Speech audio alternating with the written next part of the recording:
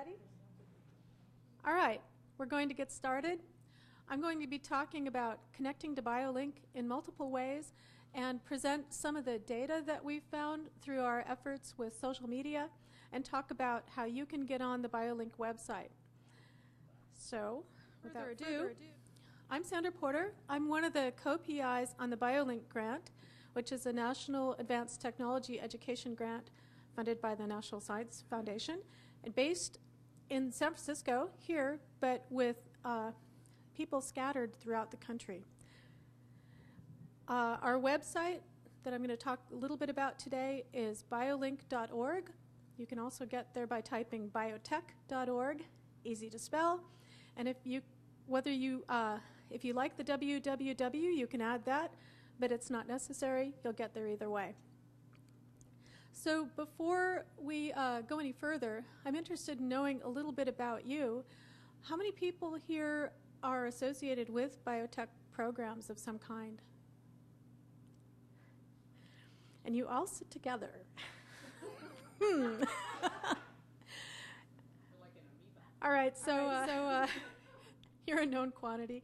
Where are you two from? So you're with Nanolink? And oh, great. So a biochemist with the Nano program. Wonderful. Glad to have you here. All right. So we're going to talk a little bit about some of the background and rationale for how we decided to do things and why we decided to do them, and present some of the results from our ongoing experiments with social media, and then talk about ways we can connect to each other and ways that some of you can be working with the Biolink website. Whether you're interested in having an account on our website or not, it still might be interesting to see what we do, because you might want to set up a similar kind of thing. Do you want to know who those people are? Sure.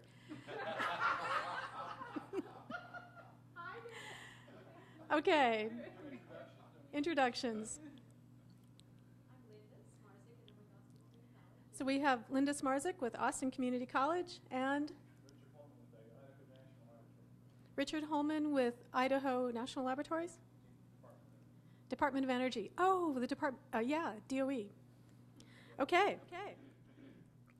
So, when this project began, or when we started writing the application for this center grant, we realized that we were going to be setting a new precedent, because Biolink has been the only center, ATE center, to be funded for a second time by the National Science Foundation. So the pressure is on to produce and to produce well. We had a lot of lofty goals, and still do, of course, to share information between instructors, to share information around the country, to help programs recruit students, help students find opportunities and jobs, and of course, one of our big goals is to present a professional image to industry, which helps everything else. Helps the recruiting, helps the students, helps the industry as well, because they can count on us as a trusted partner in training. But you can see the challenge, and I deliberately wrote that small. We're invisible. Nobody knows. Nobody knows we're out there. They don't know necessarily, unless they graduated from a community college. They don't necessarily know what wonderful opportunities the community colleges are providing in biotechnology training. And sometimes even the people at the companies don't know that they have hired a lot of people who graduated from community colleges. So how are we going to get this word out? Well, it has to be us. It has to be us telling the story. And actually, part of the reason I bring that up is I took a journalism class a couple years ago.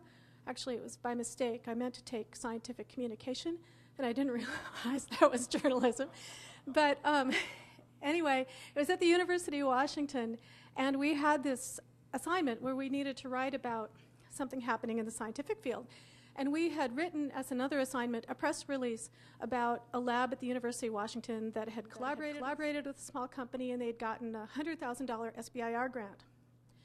So I thought, okay, I can do this. So I went up to Edmonds, to their material science place, and I took a bunch of pictures, and I interviewed Mel Cassette and Frank, and I wrote up the story, and I brought it back to our instructor, and I said, hey, this is cool. Look, we've got this community college. It's gotten over $5 million from the NSF.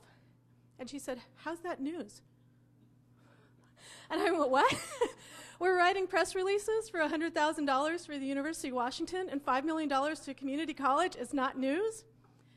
So it really struck me that we can't rely on conventional media to tell our story.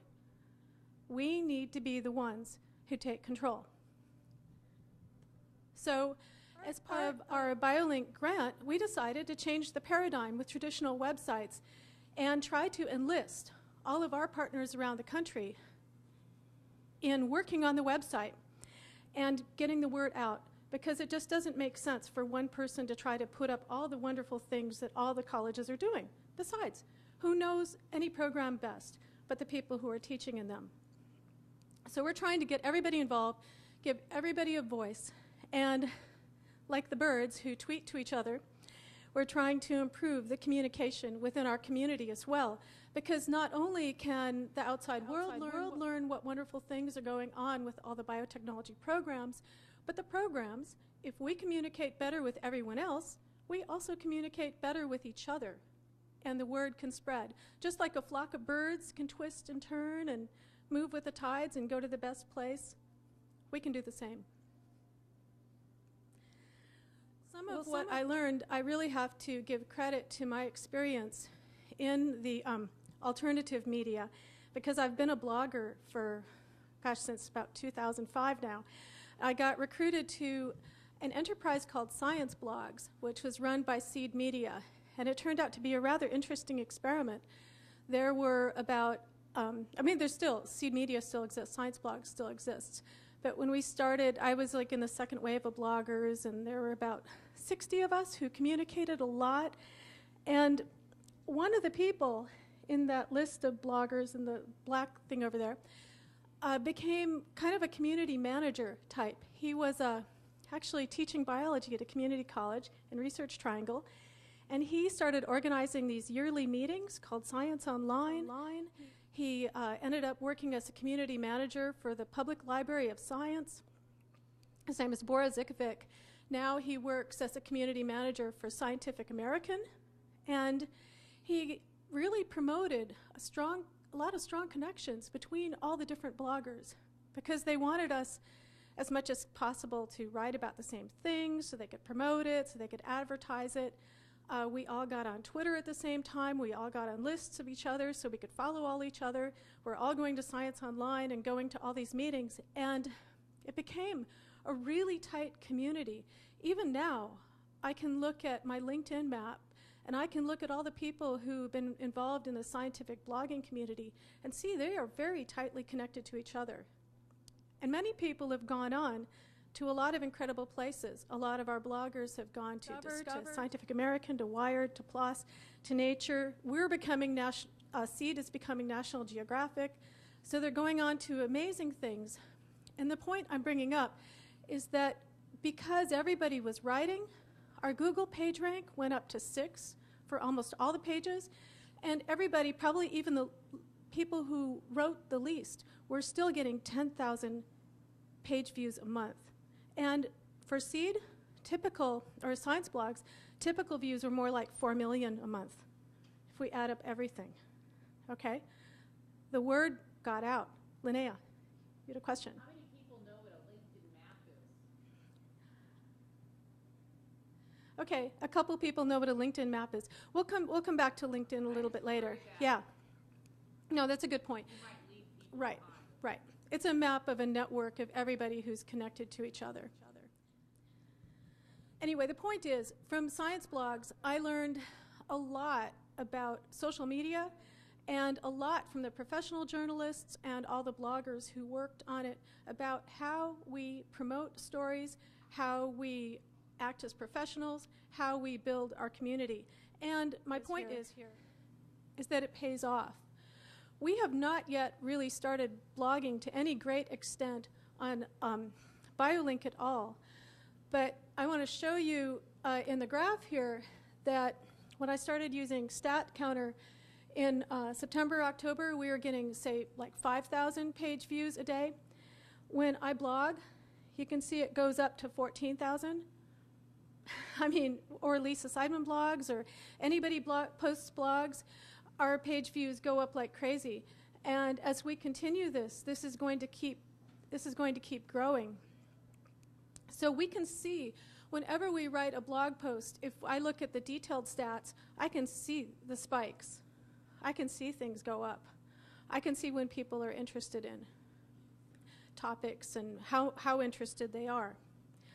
Jeff O'Neill, we posted a book that he wrote, and we wrote a little announcement about it and put it up and put notices about it on Facebook and LinkedIn, and actually not LinkedIn, but Facebook and Twitter and various places, and blogged about it. 400 downloads in one day. Okay, and it still continues to be downloaded. It's a very popular item on the website. You notice those things. So how else do we know it makes a difference? Well, we use a tool called Alexa, and Alexa PageRank is popular in professional publishing. If we look at Alexa, Google is ranked #1. Well, maybe they write the algorithms for some of these things too, so it's no surprise. But Google's #1. Facebook is #2. Science blogs, where I blog, is at 6,000. NSF is at 41,000. I just put some of the numbers up here. Biolink is at 1 million, but Biolink has the best page rank of any ATE center. ATE Central, I think, is like 15 or is like 10 million, something like that. Yeah, it is. Maytech, I'm sorry, is 10 million. ATE Central is probably 9.5 million. Below 30 million, you can't measure. We have Skate, it's about 29 million, and I only put some of these on here. But see, the point is, if you are writing things and you're blogging, it makes a difference. And we can measure that difference. So we can know when we do experiments whether or not they work and the effects they have by looking at the statistics that we get from our website. So now I want to talk a little bit about some of those experiments and some of the things we found. So blogging and the website are really are only two of the tools that we use for dissemination. Biolink has a long, very well-established listserv that began in about 1998. It's on Yahoo. We have a Facebook group and LinkedIn and Twitter accounts and YouTube. We also use SlideShare, blogging on the website, and we use Skype. And we use all these for different purposes and different things. I want to tell you a little bit about why we use some of these different things, because I know if you don't use them that they're generally kind of a mystery, and you sort of wonder, what is this Twitter thing and tweets and twits? And it just sounds bad, I know. It's sort of strange. But I find it's really actually very helpful. During the conference here, I was tweeting my notes as we listened to the conference, which meant that not only do I tweet the notes for myself, because I use this as a note-taking tool very much. It means other people, if they followed my tweets could see what was going on at the conference. So wouldn't you rather, if you're doing wonderful things, share that with the world, or do you want to just sit in a closed room and write them on notes that you throw away later, right? Because you forgot what you wrote. Okay, we can tag these things with a tag, so it means that we could click the HI-TEC 2011 tag and see all the tweets that Linnea and I did from the conference.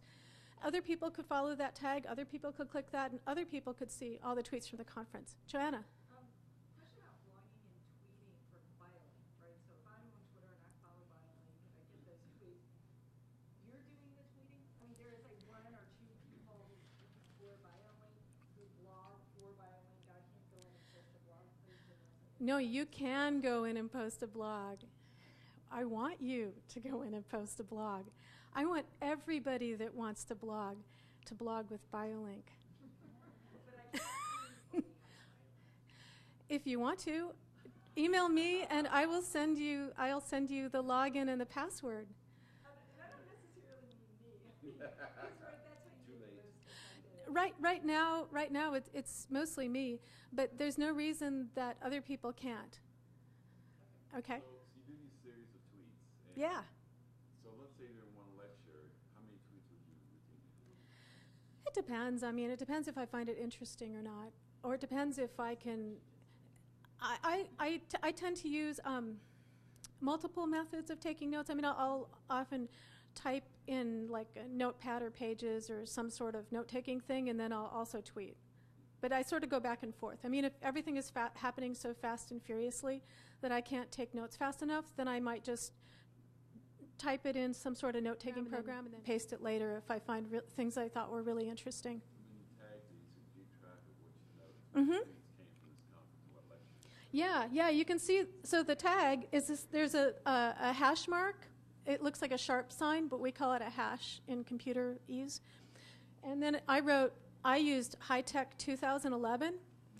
And so if you were to go to that and you clicked on one of those tweets, that tag would become a link. And you could click that link and see everything that was tagged with that tag. Now, typically with conferences, people tend to agree on what the tag will be at the beginning of the conference. There aren't actually that many ATE people who tweet, maybe 4 or 5 of us. And so we probably should have communicated that a little bit better with each other, because I think we're using a variety of things. But oftentimes, people will agree with these things. The Science Online conference I was at in January, the Science Online conference, there were 10,000 tweets. Everybody, I mean, you went into a room, it was great, because you went into a lecture hall, and people were giving a talk, and people are like tweeting like mad. They were posing questions for the speakers via Twitter. People who could not be there were watching it on streaming things and watching the Twitter feeds and sending questions via Twitter to the speakers. Yeah, Linnea. You should mention tweeting during bio. Oh yeah, this was kind of cool. This is one of those unexpected consequence types of things. I was tweeting during bio at the Community College Day presentation, and I was using the Bio 2011 tag because I knew I just assumed that's what they'd use. And one of the journalists who was from bio picked up on what I was doing and offered me a journalist pass if I wanted to go to bio. Yeah, I've gotten into a lot of things for free, being a blogger journalist type. And yes, I mean, so there are a lot of benefits that are kind of surprising. And then as a journalist, you actually get to interview people, and people send you various people who are doing interesting science and other interesting kinds of things. Part of the reason I put this up too, and I took a screenshot from another Twitter feed here, is that if other groups start tweeting, like I know Phil Gibson from Gwinnett Technical College in Georgia tweets, we can set up lists and we can follow each other so that if we have different groups tweeting, we can follow everybody at once. Okay, so if you decide to do a Twitter account, by all means, email me and I'll get you on the list and we can promote you and cross-promote each other. And all this is good. You can see here that, oh yeah, actually this is Phil Gibson, where it says Georgia, GA Bioscience, that's Phil Gibson tweeting. Florida Biotech News, we've got them, a lot of different people. You also notice there's a little orange thing in the corner there.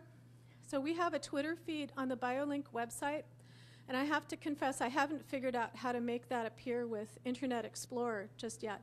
But if you use any other browser, a modern browser, like Chrome or Firefox or Safari or Opera or there's whatever 20 flavors of browsers, it will appear on there. And anything that I favorite shows up on the Biolink front page of the Biolink website. So if there's something you tweet that I think is cool, I just click it and it shows up there. Kind of powerful in that way.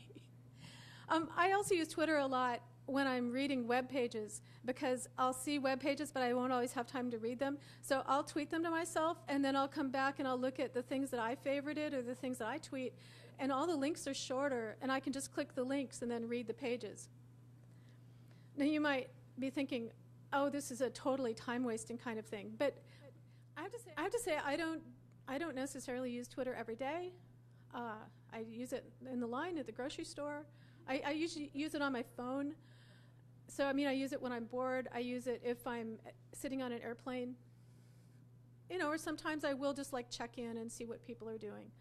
You can always, you tend to pick people that tweet interesting things that to follow, and then you kind of see what they say, and then if you get bored with them, you can unfollow them. So, so it's kind of like a way that people check in with each other. And a lot of the reasons people do this is that email does not scale. You know, I know with our listserv, every time we use it to a big extent, we get a whole bunch of people who write to it asking to be taken off. Because when you teach, email can just be such an overwhelming thing. But Twitter is like something you sort of dip your toe in every now and then. There's no obligation. And it's quick and fun and easy to post.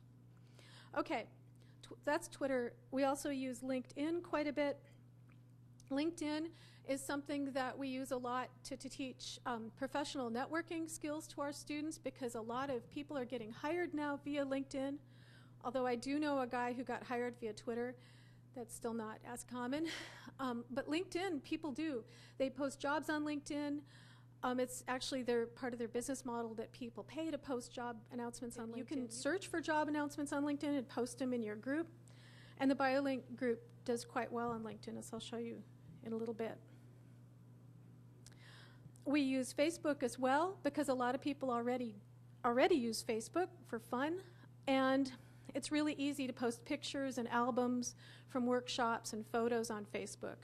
There are a lot of connections, so if you use photo programs, oftentimes there's a button that you can just click and it'll upload all your photos to Facebook, and it's simple to do.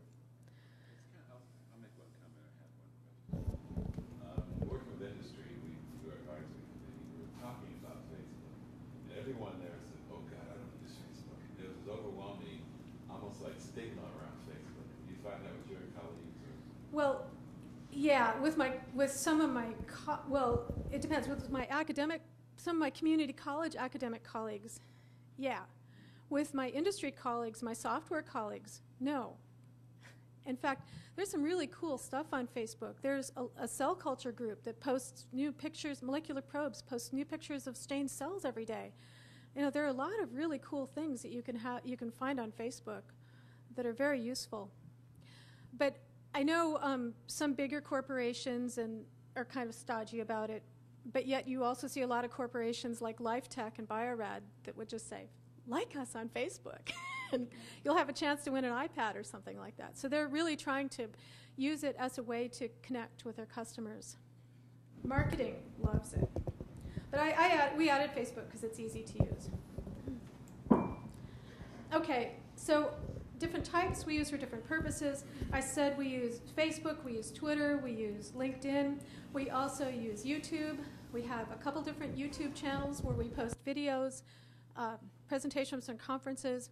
We use SlideShare for posting slides. We have been starting webinars. We use Skype as well, mostly for conferencing among ourselves. And you might ask, well, what are people using? What do our people use, and what do they like? Well, we've been able to count all this, and right now, LinkedIn is actually the most popular with our LinkedIn group. We have 439 people that belong to that, 381 on our listserv, although a lot of them bounce from time to time. We don't have that many Twitter followers just yet, but I have over 1,000 Twitter followers with my other Twitter account. So I sometimes post things from place to place to get more publicity. And then we have right now 172 people that belong to our Facebook group. I've noticed, though, that not only are people joining our Facebook group, but they're friending each other. So people that I've friended, I'm seeing more stuff sometimes in my personal wall from Facebook, but conversations between Jim DeClos and Josephine Pino and Luann and various people. Oh, it's your birthday, hey. They're not necessarily happening in the Biolink group, but there's a lot more personal connection that I'm seeing going on with Facebook. And you keep a separate Facebook page for your personal Facebook and your Biolink Facebook? Yes, I do. As would a lot of people. I mean, the Biolink is a group page, so it's people who join the group, but everybody has their own personal pages as well. Let me ask you about uploading to YouTube. Now, what resolution do you normally use for videos? Is there a maximum? I'd have to go look at that. Oh, the question was about uploading to YouTube and what we use. And I can't remember offhand what size I use. It's sort of not the smallest size, but like the next up. And I can't remember what that is at the moment. But you can, if you write to me, I'll send it to you. I'm happy to do that. So those are the people that have joined the group. But what about the groups, people that consider themselves officially Biolink programs? Well, if we look at them, we find a similar spread. We interviewed, or we have a survey that when people sign up for the website, they can tell us what they want to use for communication. And we found that most people said they would use the listserv and Facebook and LinkedIn. People were not so keen necessarily on using Twitter. I think that's going to probably change over time, but we'll see what happens. Linnea. I'm hypothesizing that if you do a webinar or Adobe Connect on these social media tools with our group, you might change some of those. Yeah, and I like that. So the question was about, or the comment was, if we do a webinar on using Twitter or social media tools, that usage will probably change. And that's great because that's something we can measure. And yeah, that is something that we're thinking about for the coming year. Johanna. I've also found that I mostly use LinkedIn when I'm dealing in a professional situation or environment. But if you use Twitter and LinkedIn, you know that you can link anything you tweet to immediately appear on your LinkedIn page, and you can do it to Facebook as well. And so if you can go to Twitter and be very efficient in getting new traffic to your other websites or pages or whatever just by tweeting. So you get multiple bang for your buck. Right. The point is that you can cross-link things so that if you post in one area, it will show up in others. And actually, I do that with one of mine too. Actually, I go through friend feed, but yeah, and post various places. Yeah, Did Richard. you look at the demographics of who uses what? Good, great. You're a plant. I'm sure of that. So yes, indeed, we did look at the demographics to see who uses things. And we found that people are using different types of things, and we measured what kinds of things they're using. So we found most people just use one type of social media right now, although there's a few people, the purple are two types, and the kind of aqua are three. But green, we found most people that I can measure are using LinkedIn only, but we have some that use Yahoo only and some that use Facebook only. And I'll get to who. So, by different groups. By sex, we see that LinkedIn is really popular with women. You can see almost 3/4 of the people connecting in our LinkedIn group are female. And you might ask how I know that. I know that because I looked at their pictures. So they could be lying, all right? It's true. They could be on LinkedIn and they could have used somebody else's picture. So I had to either know who they were, or well, I do, or or look at their pictures. If we looked at LinkedIn, it's about equally distributed between male and female, and I don't always know if they're male or female because I don't know all the kinds of ethnic names and stuff like that. So Facebook is primarily women, you said, and LinkedIn is primarily A lot of women are using Facebook, yeah. But, She misspoke. She meant Facebook when she was saying. Right, okay. I'm sorry, yeah. About 3/4 of our Facebook users are women. By location, I can't get all data from all things, but with LinkedIn, since I own the Biolink group, I can actually get more information than other members of the Biolink group. I'm privileged to access that. So I was able to go and see what countries people were from, because at first I was a little worried with LinkedIn that they might all be from India or something. But I found that the US, most of our LinkedIn users are from the US, and then we have people from Canada and India and Portugal and 32 other countries I sort of grouped together. Oh yeah, there's all kinds of people on LinkedIn. Okay. You might ask, how is this changing over time? And this was a surprise to me. When I originally set up the LinkedIn group, I started it and I invited all my former students that I know are working in the companies around. So we started with about, 30 some to begin with. But look at this growth that's happened. I didn't graph the x-axis quite right, but we went up 100 people in the last month in LinkedIn, because word is getting out that LinkedIn is the place where you go to post your resumes online and the place where you go to get jobs and job recommendations. It's one of the things people do with LinkedIn is they can recommend people, and then if you're a recruiter, you can scout and look for people who've been recommended.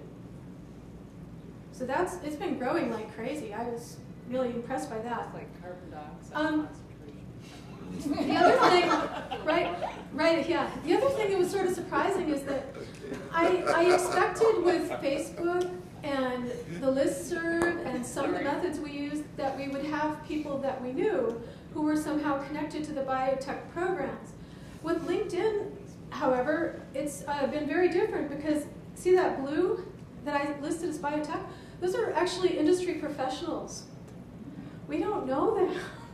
They're not necessarily people that we have a personal connection to. I mean, some of them maybe. I really don't know.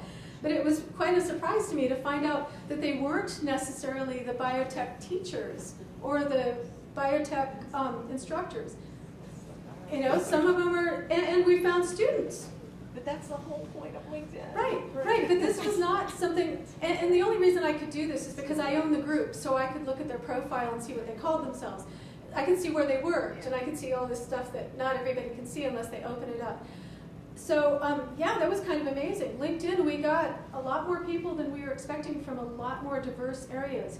Linnea? I just want to say that I was not going to do LinkedIn, because I don't really want people to find me. But until I went on to LinkedIn and I realized how much of the biotech industry in my area was on LinkedIn. And I said, all well, the if they're on biotech it, I yeah. need to be on it. Yeah. Yeah, Linnea made the point that all the biotech, a large fraction of people in the biotech industry in her area are on LinkedIn, and that's been That my convinced me. experience, totally my experience. You can even research companies on LinkedIn and find out how many people are working at the company, how many were hired within the past year, how many have gotten raises within the past year, what degrees they had. I mean, it is incredible. Where the ex-people went, where people came from. It's an amazing research tool. Yeah? Sandy, were you on the LinkedIn Freebie or are you on the LinkedIn Pro? I'm on the freebie. Oh, interesting. But yeah, it's amazing. Yeah, And you Johanna. I think you really only need pro access if you're in recruiting. I mean, really, that's what it's designed for, is to recruit. Yeah, I found the freebie is just fine for what I use it for. Cindy, but I did really have a question. Yeah. LinkedIn really is a primary tool that's utilized industrially, right? I Yeah, mean, in yeah, industry, yeah, right? yeah. It is Well, you becomes post sort your of resume there, primary and tool. you add to your resume over time. And so if you were looking for a job now, you might not send them a paper resume. You might send them a link to your LinkedIn page. So do you know if it's gotten as much adoption in, say, an academic community? I mean, Well, my academics are always experience is behind. probably- Academics are like way behind everybody Okay. else. So recently, yes, I have seen more people joining from academics, but for a long time it was more industry, software, biotech, people I work with and stuff. Okay, so connecting to each other, we have a few minutes left. So we have right now about 60 different biotech programs on the Biolink website, and a big part, an impetus in the site continues to be to give voice to those programs. This part is taking a little bit longer, but as the programs come on board and lose their fear of posting things online, they all have a program page that we set up for them, but they can modify. So they can correct the phone numbers and the URLs, and they don't have to wait 10 years for their IT people to do that at their schools. They can add pages, they can blog, they can post news events, photos, they can describe new certificates and degrees if they come up with them, or new programs. They can put videos up there, career descriptions, anything they think would be a great share with the community about their program, they can do. So we're working to try to empower those programs. We want them to be able to go to the site and do things. And not only does that help the programs, it provides strength in numbers, because we can take, we've set it up so some types of information are entered into fields that we can use our database, and we can mine that information and present it in an aggregated form. So you saw this page, I'm sure Solano's had graduates employed by more than 2 companies by now, actually. But you see they've got 2 companies listed there. When we sum up what we have right now, we have like over 180 companies represented by our 60 biotech programs. Okay? And that's not all of our programs have even entered company names yet. So as we get these, we can tally this, and we can quantify it, and we can see as it changes over time. We also, wherever we can, we do encourage the programs to put links to companies, because when people follow those links, the people at the companies see that, because they're all tracking these things, right? And then they go back and go, who's this linking to us?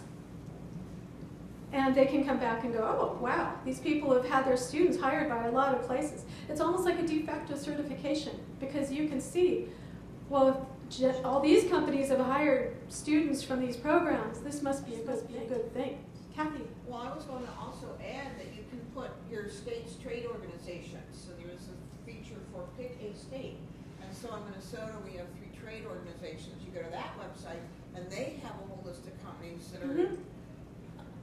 Yep. So anyway, the point is, we can count the number of companies that have hired students from Biolink programs, and we can measure this change over time, and we can keep track of it.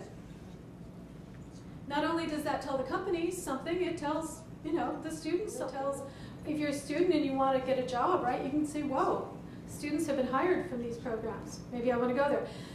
All the programs, too, can put up descriptions of the certificates that they offer. So maybe they offer something really unique and really cool, then there could be a description of that, and we also aggregate all that information together. So students are looking for career descriptions. They can find it on our site. They can find the common features that a lot of schools have. They can find links to all the schools that offer them. We also put in, for every program, Google Maps is another kind of media we use. We tie into Google Maps, and every program has links to companies that are nearby and research institutes.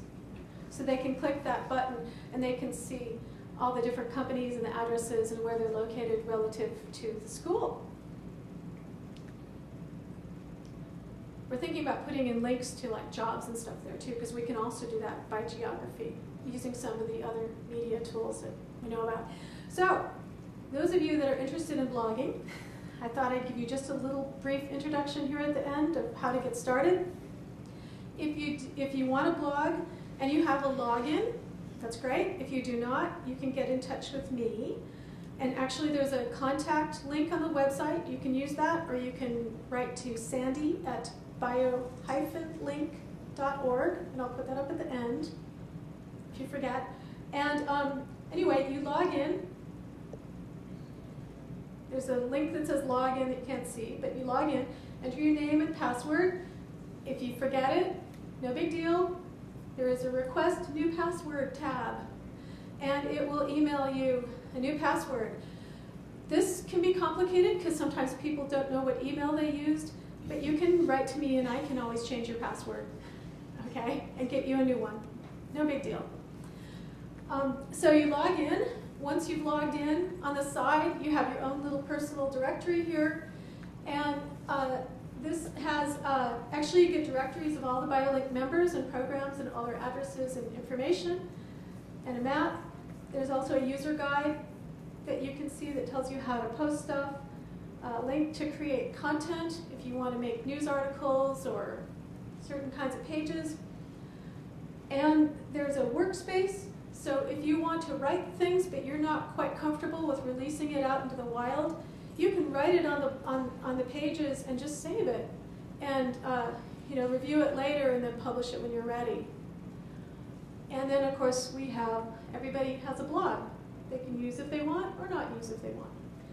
Clicking my blog takes you to a list of all the blog entries that you've posted, You can have a blog that's shared by everybody at your school, because we can have accounts that are named after your school. Or you can have a personal account. And that page will show like a short summary of part of your blog. If you had longer, if you had more, there'd be a whole bunch of these here. There's a link for posting a new entry.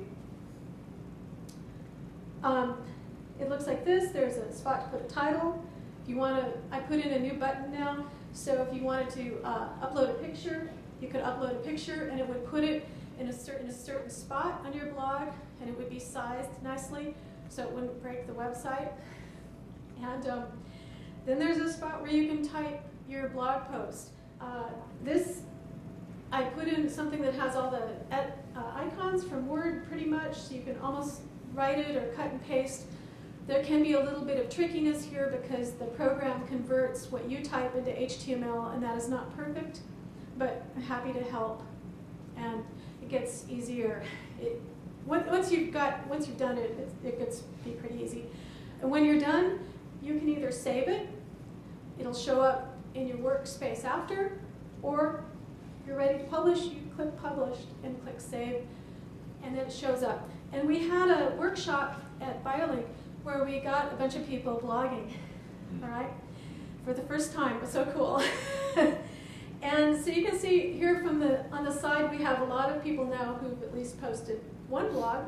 Sometimes it's just a photograph of their lab, and then they write a couple sentences about this picture. Right, we got this really cool instrument, right? We got this tissue culture hood. It's all good. Blogging is a really cool thing that way. There's no crimes. So it's just, Yes. is there a common length for a blog entry, or is it 3 sentences, 5 pages? Obviously, it doesn't have to be 5 pages. Well, the cool thing about a blog is that there's no common length. A blog can be really long. I've written some really long posts about using LinkedIn. Lisa has written a fantastic blog that must be, maybe a couple pages worth on writing textbooks and the process of that. But it could also just be a picture and a couple sentences. The point is to do it and get in the habit of doing it, because the more you post, the more Google follows this, the more people come to look, the more interest there is in your program and all of our programs. How do you find these blogs? You just go into Biolink, or is there a central blog somewhere? Is there There's search a- tools? Yes. Can you search? Yes, you can search. There's also a link on the Biolink website that says blogs.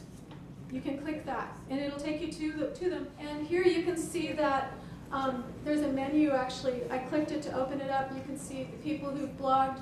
You can also subscribe. You can follow them. You can type the name, part of a name, into a box and click search. A lot of ways to find them.